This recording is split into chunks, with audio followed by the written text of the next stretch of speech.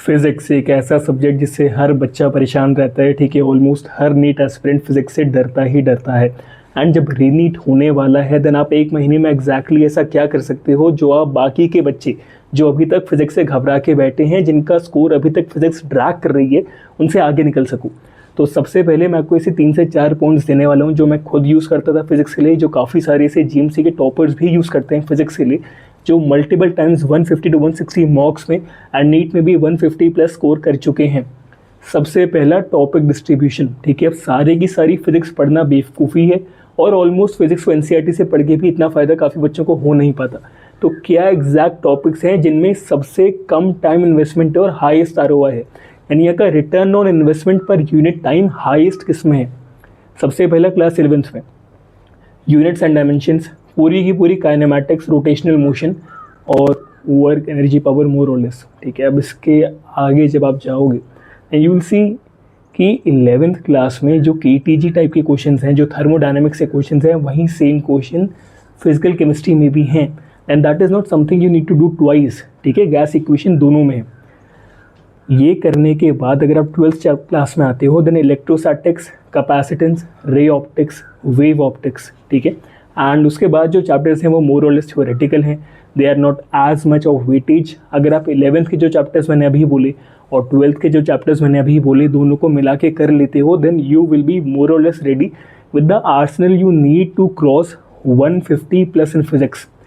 अगर ये भी नहीं करा तो रुक जाओ, पहले जाके वो करो। दूसरी चीज़, अगर मैंने चैप्टर्स कर भी लिए तो मुझे एग्जैक्टली करने कैसे हैं? तो अधिकतर बार बच्चों को पता होता है कि उन्हें क्या करना है, बट ये नहीं पता कि कैसे करना है। और बिकॉज उनको ये नहीं पता कि उन्हें कैसे करना है, क्या करना पता होने के बावजूद मार्क्स नहीं आ पाते। Here is how you solve it. सबसे पहले क्वेश्चन प्रैक्टिस में सिर्फ एनसीईआरटी के क्वेश्चन करो और पीवाईक्यूज करो।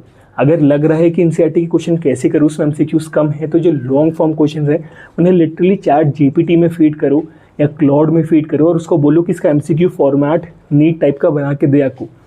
एक NEET kind of MCQ format that is made from a long answer question even from a physics NCERT text book will help you score much more than solving random questions that mean more or less nothing.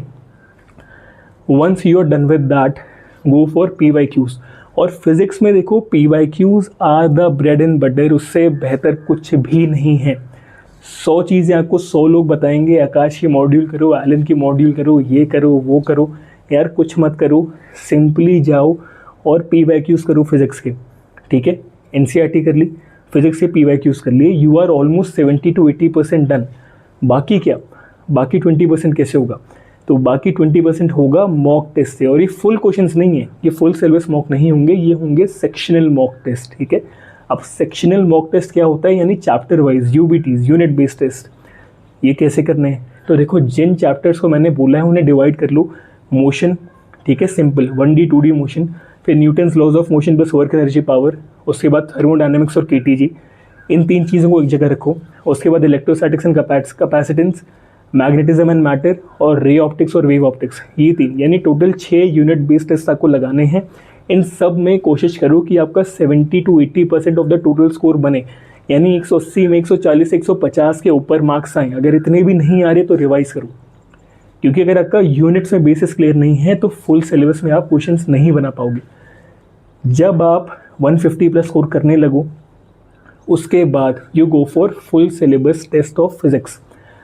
एफएसटीज कितने solve करने हैं? तो देखो एक mock test जिसे आपने solve करा है, जिसे आपने एनालाइज भी करा है, it is much much better than 5 random mock test जिनको आपने ना एनालाइज करा है, बस करके छोड़ दिया। और यार फिजिक्स में एक चीज़ मैं बोलूँगा जो बहुत ही जेन्युइन बात है, आधे बच्चों की फ़िज़िक्स इसलिए ख़राब नहीं होती कि physics as a subject tough है। आधे बच्चों की फ़िज़िक्स खाली इसीलिए ख़राब है क्योंकि बच्चे डरते हैं फ़िज़िक्स से। तो दिमाग में जो एक आपने इमेज बना रखी है ना फ़िज़िक्स की, यार फ़िज़िक्स टफ ही होगी, फ़िज़िक्स में मेरे मार्क्स कटने ही कटने हैं, फ़िज़िक्स तो मेरा स्कोर ड्रैग डाउन करेगी ही करेगी, ये करना बंद करो। If you don't even believe that you can do something then there is no way that you can do it. And अगर तुम मान ही नहीं सकते, अगर एक छोटा बच्चा मान के बैठ जाएगी यार मैं तो नहीं चल सकता, मेरे बस की तो नहीं है, तो क्या वो बच्चा कभी चल पाएगा? तो अगर आप मान के ही बैठ जाओ कि यार फिज़िक्स मेरे बस की तो नहीं है, तो क्या आप फिज़िक्स कर लोगे? कभी नहीं कर पाओगे, right.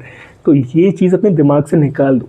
B delusional enough, fool yourself if needed, but believe that you can do it, because if you believe you will be able to do it. अब एक टाइप के बच्चे और होते हैं जो बिल्कुल इसके अपोजिट होते हैं, and even they are wrong. उनका क्या होता है कि यार मेरी फिजिक्स तो बहुत अच्छी है, मैं तो डेरिवेशंस करूँगा, मैं तो पेपर में बैठ के फॉर्मूलाज डिराइव करूँगा, मैं तो पूरी की पूरी फिजिक्स पढ़ूंगा, अपने मन से जो मनागा करूँगा। टीचर क्या कहता है, मुझे तो सुनाई नहीं देता, एक कान से सुनूंगा दूसरे से निकाल दूंगा, और मुझे तो मतलब नहीं है।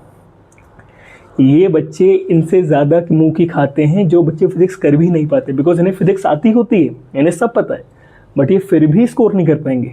मतलब they know physics, they know how to solve numericals, they know everything, और वो फिर भी स्कोर नहीं कर पाते। क्यों? बिकॉज उनका एक ईगो इन्वेस्टेड होता है कि यार सबकी फिजिक्स खराब है बट मेरी अच्छी है, तो मैं जो हूँ फिजिक्स पे ध्यान दूंगा, मैं बायोलॉजी पढ़ूंगा नहीं, मैं केमिस्ट्री पढ़ूंगा नहीं, दोनों चीज़ें नहीं करनी है।